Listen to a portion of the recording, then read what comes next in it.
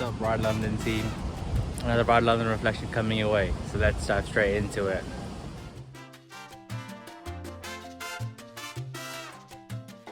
My next Ride London lesson is to bring tools and spares with you.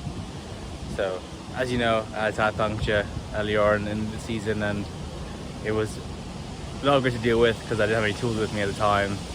So it's quite a long walk back home. And on race day, there are people like marshals and other people there who will have spare tires and like levers to bring out your wheels, or bring your tires off your wheels. But I think it's worth having it and being able to practice carrying it.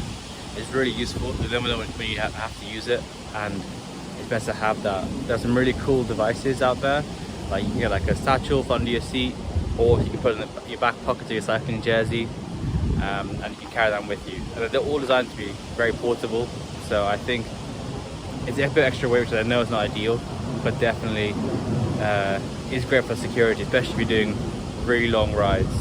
Like in Ride London, you're going to be traveling towards Essex, and it's in the middle of the countryside, so you're not really going to have a bike shop every 5 meters around you. So definitely worth carrying some tools with you.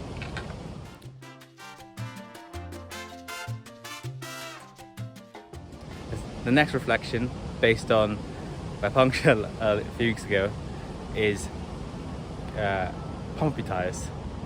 Having a really inflated tire is not great for cycling. It wears the tire further, it slows you down because it's just got more drag, and you're more susceptible to things like snake bite punches. So when you go over like a bump or something, you can actually compress the tire further and cause punctures. So it's great to avoid that by just pumping the tires up to the recommended pressures. And it's definitely worth experimenting. As you may have noticed when I mentioned it in some of my other vlogs, when I pumped up the tires harder, they're just like rocks, and you go across the surface so much quicker, but it's a lot more uncomfortable in terms of just the vibration through your seat. So the even temperature can affect bike pressure, so do experiment with different tire pressures across different days and see what works best for you.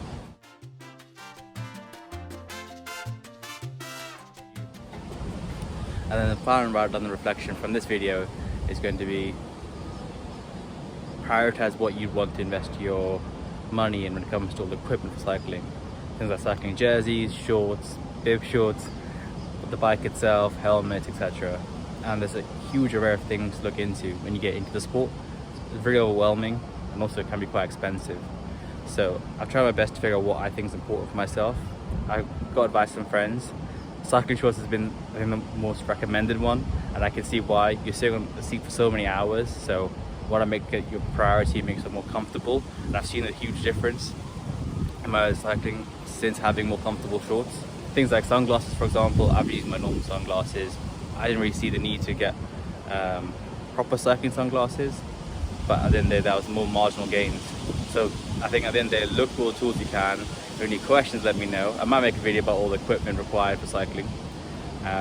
But yeah, find what's important to you and prioritize it, because it does add up quite a lot. And when it came to the bike, I looked at primarily things like the group set, having the right gearing and shifter strategy there, rather than maybe the overall bike frame, for example, because there's going to be such a mismatch of equipment out there potentially, especially at a lower budget. You're not going to have everything tuned to be equivalent of a road cyclist who's been cycling for 30, 40 years, whatever.